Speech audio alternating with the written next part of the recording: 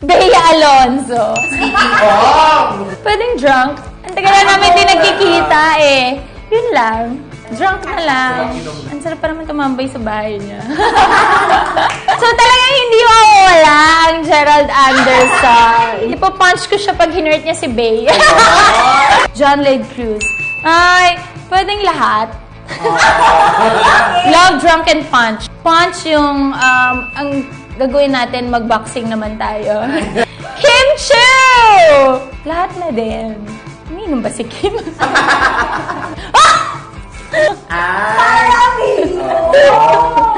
Well, sabi niya, sa magandang buhay, ang dami daw niyang problema. Oh, love, isusupport kita. Sakto, I'm drunk, I love you, Feb 15. Anong pinakaya mo isinusuot? Nakasuot ako na supporter, pero hindi ko naman siya ayaw.